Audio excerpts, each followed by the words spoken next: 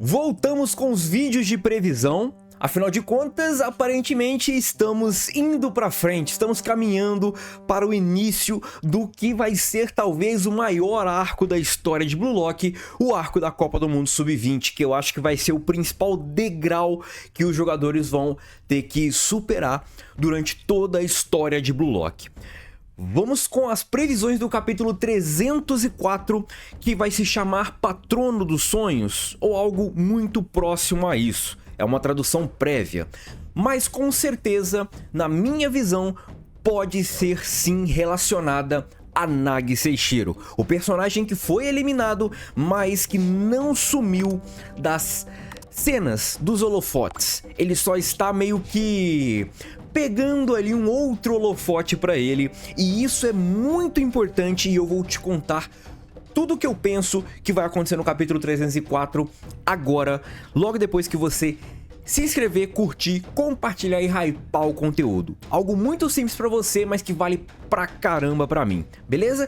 Então, rapaziada, se liga aí na descrição também, porque tem mangás, Discord e redes sociais. No Discord a gente tá mandando os links dos capítulos, tá?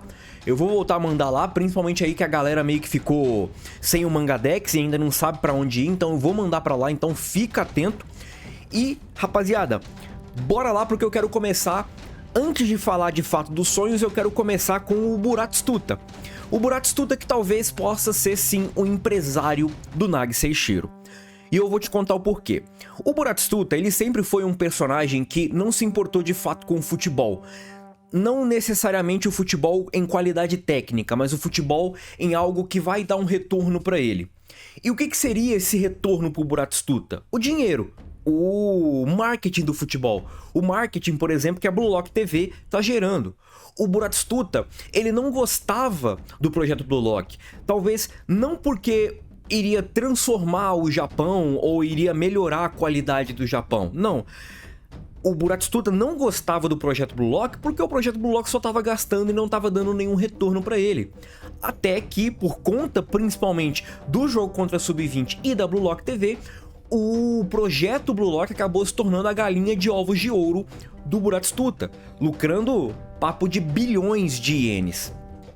Agora, nós temos, com essa exposição gigantesca que acontece por conta da televisão e tudo mais, o Buratsuta entende que alguns jogadores acabam valendo mais que os outros, mesmo talvez tecnicamente eles ficando devendo.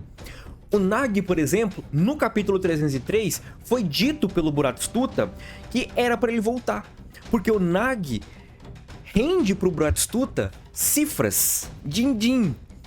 Só que o Ego, ele não vai voltar com o Nagi Seishiro. O Ego, ele leva muito a sério essa questão da qualidade técnica. Olha, se ele foi eliminado no meu projeto, ele não vai voltar, porque se ele foi eliminado no meu projeto, eu não preciso dele. Esse é o argumento que o Ego tá utilizando. Agora, o argumento do Buratsuta é: o Nagi rende dinheiro pra mim, então volta com o Nagi. A questão é que o de empate ele não vai voltar. E só tem espaço para 23 jogadores, a menos que isso acabe mudando. A menos que isso, por conta talvez da grandiosidade da competição, eles acabem aumentando ali o número de convocados e certamente não só Nagi, mas talvez Itoshi Sai poderia sim entrar no time do Japão. Mas enfim, isso é papo para outro vídeo. A questão é: na capa do Buratsuta, nós temos a corrente do Buratsuta sendo referente, ou sendo referenciada, né, com moedas de ouro. Por que isso? Porque é o que ele gosta, é o que prende ele, é o que segura ele ali. Só que a gente não vê aquelas correntes prendendo ele. Aquelas correntes só estão meio que ornamentando ele, enfeitando ele, né? Só que dentro dessas moedinhas de ouro que estão fazendo parte da corrente, nós temos uma carinha em específico, uma moedinha especial que tem a cara do Nagi. E certamente pode ser sim a referência, o indicativo que o Buratsuta pode voltar com o Nagi, ou pode querer o Nagi de volta e que ele possa voltar. Ou pode ser também a referência que o Buratsuta vai talvez encaminhar o Nagi para algum lugar. Pra quê? Pra que o Nagi consiga jogar bola e pra que o Nagi acabe voltando pra esses holofotes. O Nagi, por mais que no final da Liga Neo Egoishi ele falou que estava satisfeito, é nítido que ele não tá satisfeito. É nítido que ele quer algo a mais. E com esse algo a mais, a gente volta pro capítulo 32 do spin-off do Nagi, beleza? No capítulo 32, nós temos a conversa do Jinpachi pós aquela seleção de segunda seleção, né? Onde você vence e pega um do time adversário. No Izagi, o Ego falou sobre sorte. No Nagi, o Ego falou sobre sonhos. E o Ego, ele discorre durante o capítulo que a única coisa que nós humanos sabemos, e mesmo assim a gente vive pra meio que deixar uma marca, diferente dos animais, por exemplo, é que a gente vai morrer um dia. Os animais, eles entendem a dor, eles sabem da morte, mas eles não sabem que talvez eles possam morrer algum dia. Mas a ideia é, eles, mesmo não entendendo isso e mesmo tendo vidas finitas, eles, por instinto, eles acabam comendo, se reproduzindo e se desenvolvendo. Isso é algo instintivo.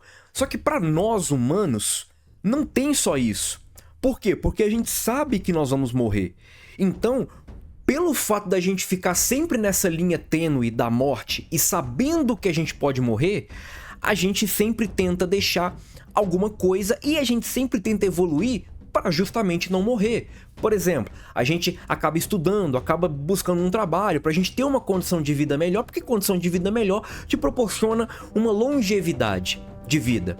A gente começa a fazer atividades físicas, a gente começa a comer melhor, a gente começa a ir para o médico se cuidar. Por quê? Porque a gente sabe que a gente pode morrer se a gente não fizer isso.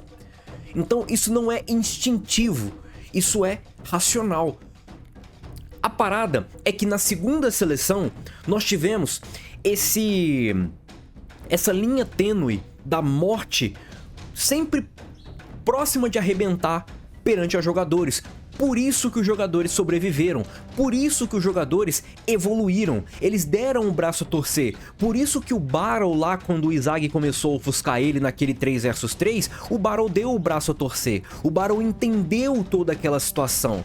Por isso que, por exemplo, o Nagi Seishiro, ele entendeu que talvez ficar com o Ryo naquele momento não seria interessante, afinal de contas eles perderam, e se eles perderam mesmo jogando o que eles estavam jogando antes e estavam ganhando tudo, alguma coisa aconteceu. A morte começou a bater ali na linha tênue e começou a arrebentar ainda mais.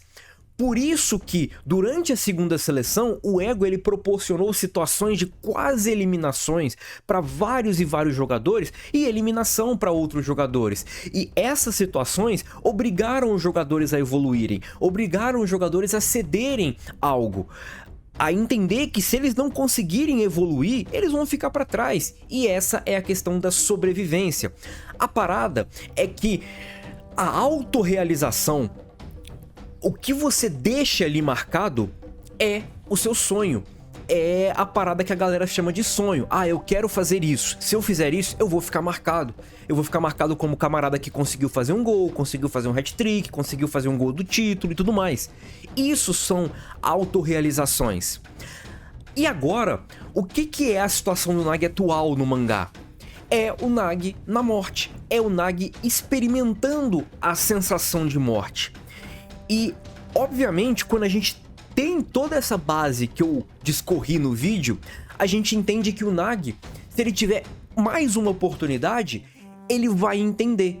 Porque nos últimos capítulos, ele mesmo se questiona: por que eu não me esforcei mais? Por que eu não tentei ir além?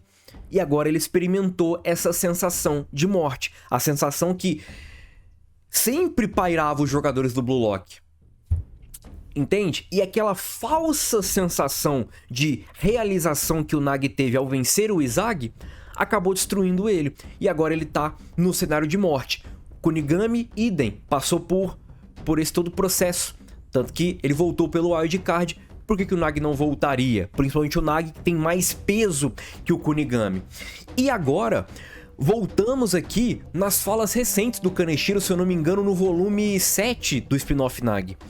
O Kaneshiro, ele fala que ele conseguiu expressar e conseguiu externalizar várias e várias faces do Nagi que ele já queria mostrar. Só que durante esse processo ele acabou descobrindo outras várias faces que ele ainda quer mostrar.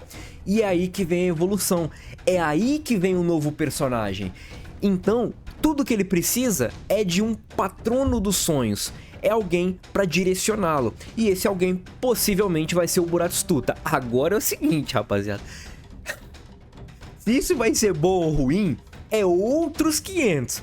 Mas ele pode sim ter uma oportunidade com o Buratsuta. Aí vale o Nagi agarrar ou não essa oportunidade. Porque de fato, ele quer, cara. O Nagi, ele quer voltar. Beleza? Então é isso, rapaziada. Segue aí o canal, tamo junto e é nóis. Fui!